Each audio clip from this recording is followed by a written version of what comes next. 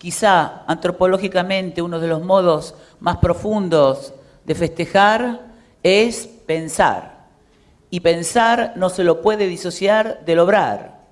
Y el pensar y el obrar son dos momentos de un mismo proceso que implica construir paz, construir dignidad, construir habitabilidad en el mundo.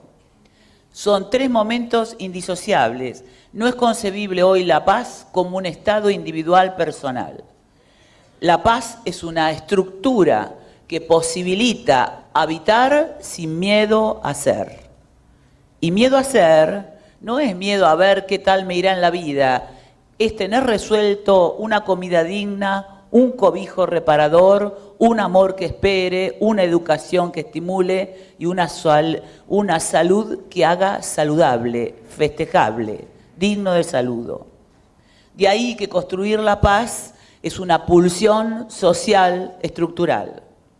No podemos analizar esto sin tener en cuenta el contexto planetario en el que nos movemos.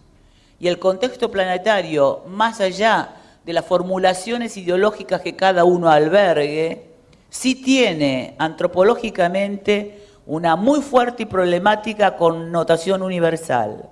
Hoy las relaciones de poder en general están movidas por tres ejes vinculados y terribles: la amenaza, el temor y el terror. El mundo está estructurado en relaciones de fuerza, cada uno las describe como quiere, pero que connotan esto. Y las guerras de intereses son solapadas y cubiertas por pseudo-fundamentaciones que apelan casi a discursos sacros: el eje del mal, el bien, lo demoníaco, lo salvífico. Cuando el planeta tiene que poner nombres sacro-mitológicos a sus espurios intereses, es que ya agotó todas las demás justificaciones. O no le alcanzan, o no le bastan.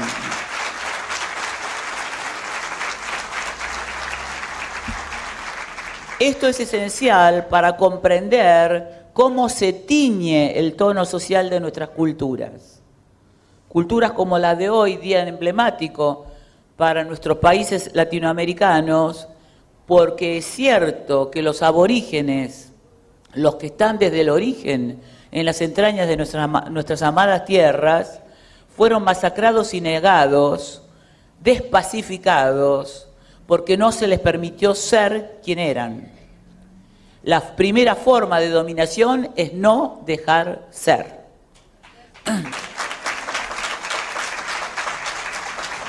Y no dejar ser significa la invasión de las culturas cuando no hay un sistema de paridades. Se ejerce miedo, terror y dominación por la amenaza cuando los sujetos que están en relación, sean personas en una escuela, sean colegas en la comunidad educativa, sea relación con las familias, sea relación entre grupos de empresas, países, continentes, regiones, la condición primera de la paz y la interrelación humana es la simetría vincular. Aclaro esto enseguida. Simetría vincular implica posicionamiento de los sujetos en interacción, individuos o grupos, en un plano de horizontalidad vincular. Eso es simetría. No hay simetría, si no hay simetría, no hay educación, no hay posibilidad de paz, pero no hay posibilidad de vínculos, no hay sociedad, hay fragmentos de grupúsculos soñando con ser felices.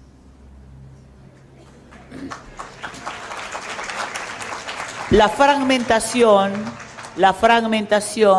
es una expresión acompañada de una soledad ontológica que corre y atraviesa todo el planeta.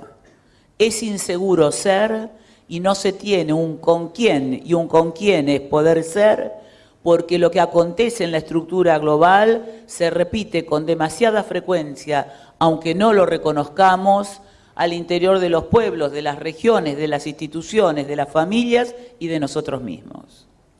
Cuando yo apunto al tono cultural del planeta, es que ninguno de nosotros se puede sustraer como si estuviera teñido en otra realidad de estas pulsiones o de estas destrucciones, llamadas pulsiones tanáticas de destrucción.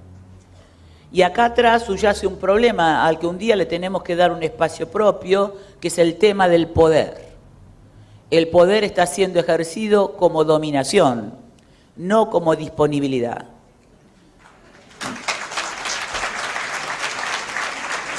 Educar no es dominar y tener a alguien en caja, como decimos, metido en una cuadrícula dominable, rigurosamente disciplinados, sin poder hablar y menos preguntar, engendrado miedo a los que preguntan, a los que cuestionan, a los que dicen ¿y por qué? ¿Y por qué no puede ser de otro modo?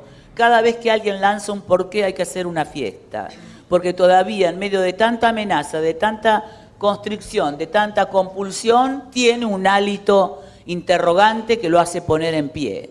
El que pregunta por qué, esté cuadripléjico en una cama, esté gateando o esté con un bastón canadiense, está en pie, se sostiene y es sujeto.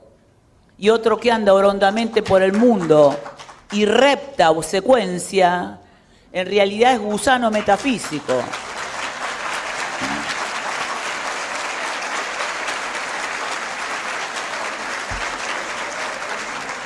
Y acá está la estirpe del educador. Los educadores generan discípulos. Los corruptos necesitan obsecuentes. Uno tiene que elegir. Un congreso de estas características, un encuentro de estas características, sirve no solamente para navegar por la galaxia de los pensamientos. Hoy yo no convalido pensar sin actuar. Quiero decir que uno tiene tan pocas ideas como las que se animó a poner en práctica en su vida. Un lugar de encuentro y reflexión es un lugar de mirada autocrítica. Pero la autocrítica no es el flagelo de no dejar nada en pie, es la ternura de reconocer la propia vulnerabilidad. Hoy la crítica no se entiende por flagelarse y estaquearse con una especie de lamento de cuán miserable soy. Esto es muy fácil, porque si me pongo en el lugar de la víctima, es plácido y de paso no tengo ni responsabilidad, ni vuelo imaginador, ni cambio. Me pongo en el lugar del aplanamiento, de la sostenibilidad de la vulgaridad, de la excusa de la libertad y del salto cualitativo. Por eso, hoy cuando hablamos de pensamiento crítico y no hay ética sin crítica, hablamos de un pensamiento crítico conducente que genere la puesta en visión y en acción de aquello que uno ve, que siente, que le duele, que le palpita. La parálisis a la que estamos sometidos, vemos cosas interesantísimas y no las aplicamos. Tenemos un conjunto de convicciones y sin embargo no estamos cambiando, no digo el mundo, digo esta escuela, este grupo. Si nuestros chicos tuvieran un pasaje medianamente lúcido por nuestras aulas e instituciones, saldrían saboreadores, porque saber viene de sapere, saborear, y saborear es gustar, es placentero, es gozoso, es fruccionante. El perfil de nuestros egresados nos muestra a nosotros el centro de la crítica.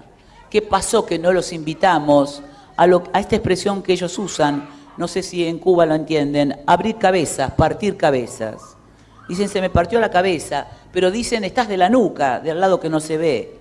Pero además, la paradoja del mundo contemporáneo, que para convencerse se aterra y se fanatiza, aparece en el lenguaje joven. Nosotros, sujetos privilegiados en contacto del lenguaje joven-niño que anuncia otra epocalidad, nos dedicamos a infartarnos por el horror de la construcción sintáctica y no vemos el llamado de alerta lingüístico que es sus propios modos de expresión y el llamado estético de cambios y reclamos que son su propio cuerpo.